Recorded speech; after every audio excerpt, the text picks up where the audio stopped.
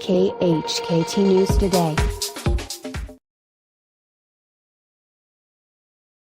President Trump would have maybe 10 minutes to decide whether to launch a retaliatory strike against North Korea, should it ever fire a missile that's capable of reaching the U.S. mainland, experts say.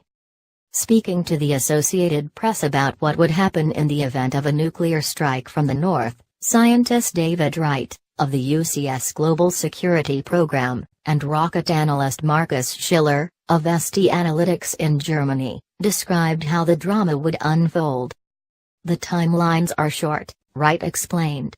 Even for long-range missiles, there are a lot of steps that go into detecting the launch and figuring out what it is, leaving the president with maybe 10 minutes to decide whether to launch a retaliatory strike. While experts insist that North Korea is still not capable of launching a missile that could reach the United States, the communist nation on Monday claimed it could. Its state-run KCNA news service alleged that it now has the ability to send a large-size heavy nuclear warhead across the Pacific following its test of a Hwasong-12 missile over the weekend. But Kim Dong-yup, professor at South Korea's Kyungnam University, told local media that they'd be lucky to reach Alaska or Hawaii, at best. If they did have the capability of hitting U.S. targets, though, Wright and Schiller predict that things could get out of hand, and fast. While Wright believes an intercontinental ballistic missile fired from the Hermit Kingdom would take a little over a half hour to reach San Francisco, Schiller said he believes one could strike Seattle or Los Angeles less than 30 minutes after launch.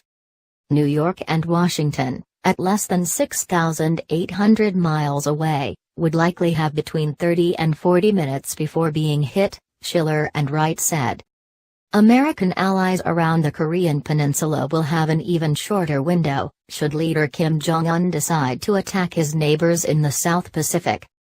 People living in Seoul would essentially have 0 to 6 minutes, from the moment a missile is launched to the time it hits the target, to take cover in the event of a strike, Schiller and Wright said.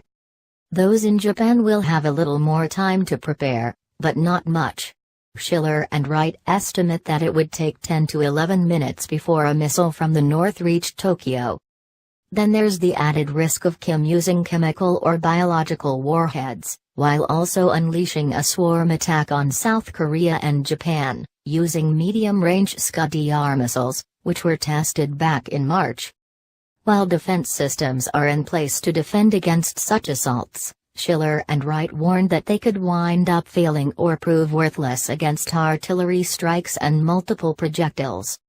The pair told the AP that if the North ultimately thought it was under immediate attack or threatened, one possible scenario would be that it would first target the South Korean city of Pusan, which is often used as a port by the U.S. Navy. From that point on, it is unclear what would likely be the next step, but if Trump did decide to fire back, Schiller and Wright said he could have land-based ICBMs in the air within 5 minutes, and submarine-based missiles in 15.